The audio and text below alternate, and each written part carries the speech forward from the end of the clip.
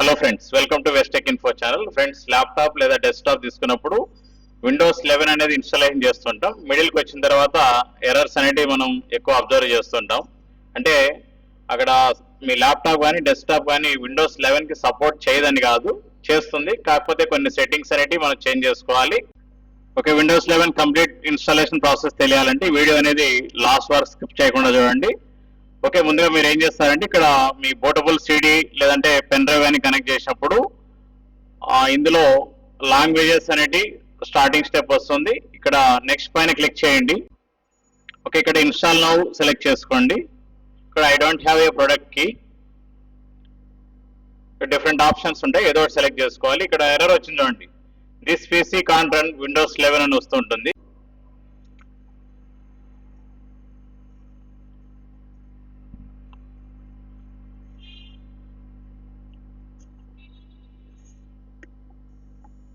Okay, ఇక్కడ back రండి.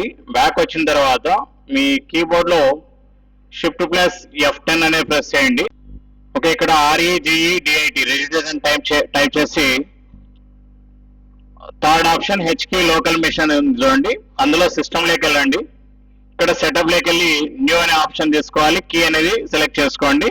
ఇక్కడ న్యూ కీ బదులు ఇక్కడ ల్యాబ్ కాన్ఫిగ్ అని టైప్ చేయండి.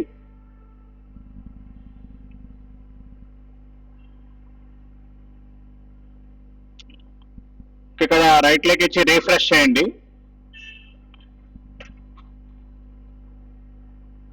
న్యూ అనే ఆప్షన్ లోకి వెళ్ళి ఒక DWRD 32 బిట్ సెలెక్ట్ చేసుకున్న తర్వాత ఇక్కడ టైప్ చేయండి బైపాస్ TPM చెక్ అనేది స్పేస్ అనేది లేకుండా టైప్ చేయాలి.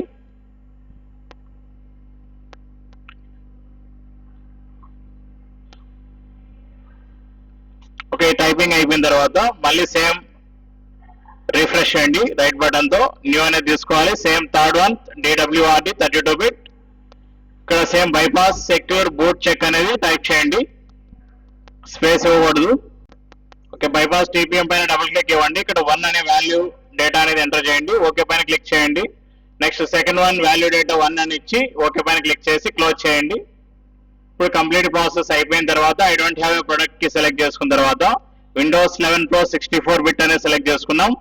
I accept the license terms and conditions వచ్చాయి. ఓకే, ఇప్పుడు మీ డిస్క్ అనేది చూపిస్తుంది చూడండి, ఎంటీ డిస్క్ అనేది ఉంది.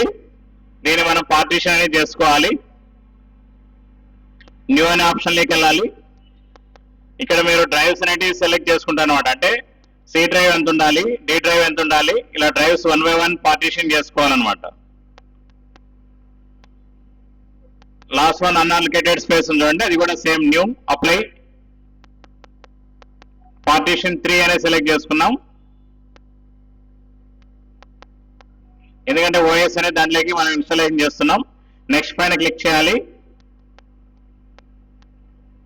ఓకే, ఈ ప్రాసెస్ అనేది కొద్దిసేపు టైం పడుతుంది, ఎందుకంటే ఇవి మొత్తం డేటా అంతా కూడా మీ పెన్ డ్రైవ్ లో అంతా కూడా మనకు కాపీ కావాలి కాబట్టి. ఓకే, ఇక్కడ గెట్టింగ్ రెడీ రీస్టార్ట్ అయిన తర్వాత ఇలా వస్తుంది. ఇక్కడ యునైటెడ్ స్టేట్స్ సెలెక్ట్ చేసుకొని ఎస్ పైన క్లిక్ చేయాలి. Next US or English India అని ఉంటుంది, ఇంగ్లీష్ ఇండియా సెలెక్ట్ చేసుకోండి. ఎస్. కీబోర్డ్ లేఅవుట్ యాడ్ చేసుకోవాలంటే యాడ్ చేయొచ్చు, లేదంటే స్కిప్ చేసేసేయండి. Okay, let's name your device. మీ నేమ్ కానీ లేదంటే పీసీకి ఏదో ఒక నేమ్ ఇచ్చేయండి. Next how would you like to set up this device? Set up for personal use select చేసుకున్నాం. Next sign in Microsoft account ఉంటే ఇక్కడ డైరెక్ట్ మెయిల్ కానీ ఫోన్ కానీ లేదంటే స్కైప్ అకౌంట్ ఉంటే ఇక్కడ ఎంటర్ చేయొచ్చు.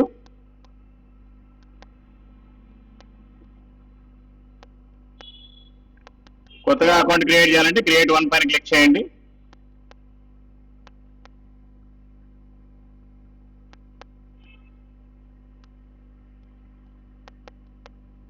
ఓకే, ఇక్కడ క్రియేట్ పిన్ అంటే పాస్వర్డ్ లాగా మీరు సెట్ చేసుకోవచ్చు. Okay, next I accept. Okay, ఇలా వస్తుంది డెస్క్టాప్.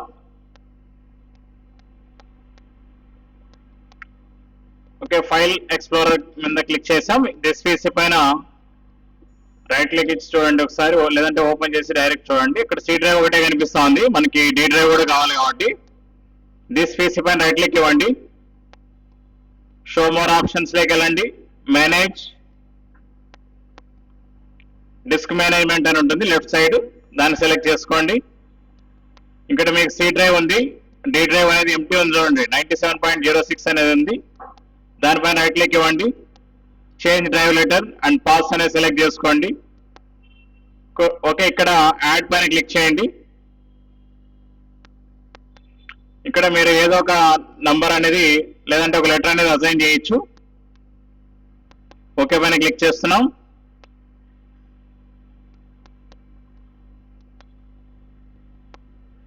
ఓకే, ఇక్కడ చూడండి ఎల్ డ్రైవ్ అనేది ఒకటి ఇది వచ్చింది, సి డ్రైవ్ ఉంది, ఇంకొక డ్రైవ్ ఎల్ డ్రైవ్ వచ్చింది.